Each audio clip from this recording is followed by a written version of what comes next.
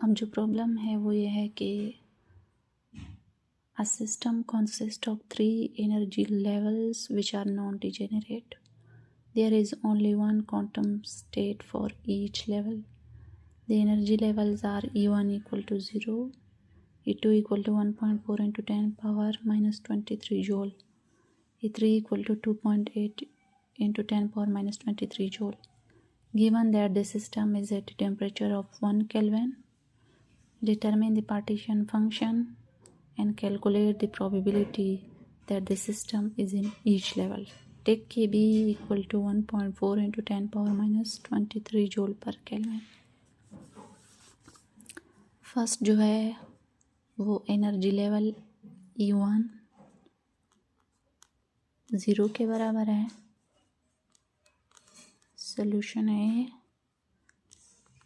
E2 1.4 into 10 power minus 23 joule के बराबर है. E3 equal to 2.8 10 power minus 23 joule और टेम्परेचर T 1 केल्विन. हमें पार्टीशन फंक्शन Z रिक्वायर है. Partition function Z is equal to 1 और हमें प्रोबेबिलिटी रिक्वायर है. प्रोबेबिलिटी इन ईच लेवल यानी प्रोबेबिलिटी P1 P2 एक हमें रिक्वायर है P1 P2 और तीसरा P3.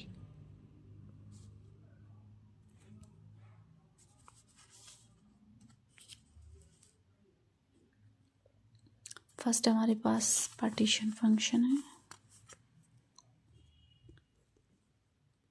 Partition function Z is equal to summation of e power minus ej divided by kbt up to n when j equal to 1. ये बराबर होगा Z equal to e power minus E1 by kbt plus e power minus E2 by kbt plus e power minus E3 by kbt. ठीक है.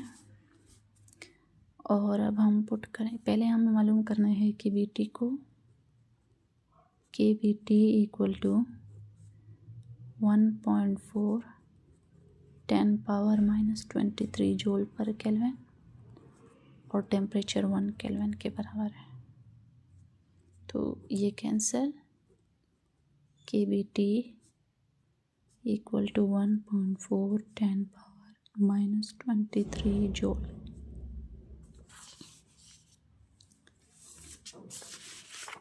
Now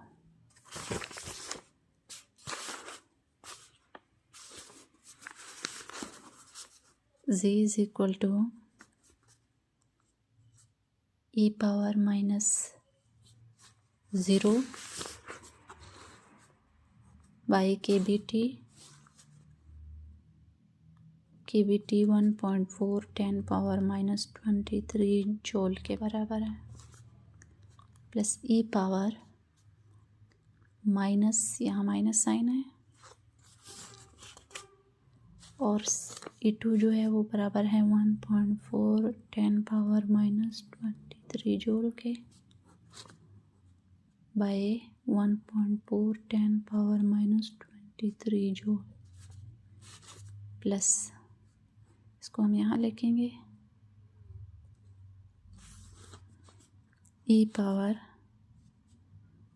minus 2.8 10 power minus 23 joule divide by 1.4 10 power -23 joule. ये तो zero हो जाएगा, ये ई power 0 1 के बराबर आ जाएगा, और ये इसके साथ कैंसिल, ये जब कैंसिल हो तो ये 2 आता है। तो partition function z is equal to e power 0 plus e power -1 plus e power -2। ठीक है, z is equal two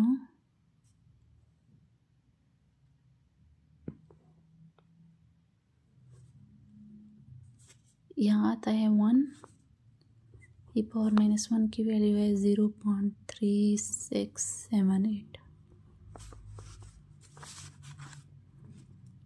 plus इसकी जो वैल्यू है वो है 0.135। तो z की वैल्यू होगी 1.5028। ये पार्टीशन फंक्शन की वैल्यू है। अब हमें फाइंड करना है probability of system in each level. Probability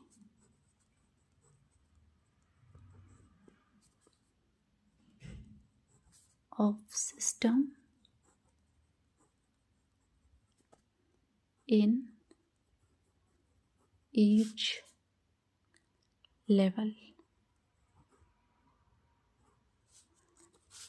हमें पता है कि प्रोबेबिलिटी जो है पी वो बराबर है ई पावर -EI बाई KBT। और चूँकि यहाँ पर G1 डिजेनेरेसी G1 G2 और G3 वो बराबर है 1 के, क्योंकि सारे जो लेवल्स हैं वो नॉन डिजेनरेट हैं। तो P1 जो है वो आ जाएगी e power -E1 by KBT by partition function Z। P1 e power -0 by KBT by partition function की जो वैल्यू है वो है 1.5028। तो इससे हमारे पास जो वैल्यू आएगी वो यहाँ पे तो 1 होगा, 1 ओवर 1.5028, तो ये 0.66। Probability P1 is equal to 0.66।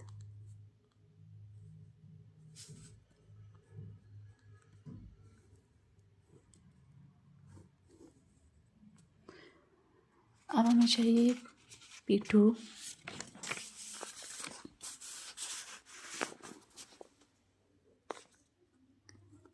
P2 हमें चाहिए is equal to e power -E2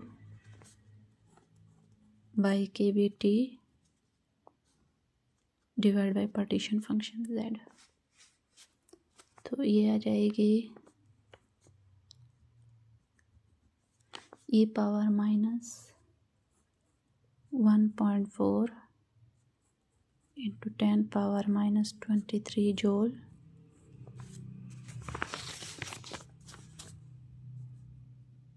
by 1.4 into 10 power -23 joule. ये कैंसल, और यहाँ पे z की वैल्यू, ठीक है। तो P2 जो है वो e power -1 by z equal to 0.3678 divide by 1.5028 के बराबर आ जाएगी। तो प्रोबेबिलिटी P2 जो है वो 0.25 0.44 के बराबर है।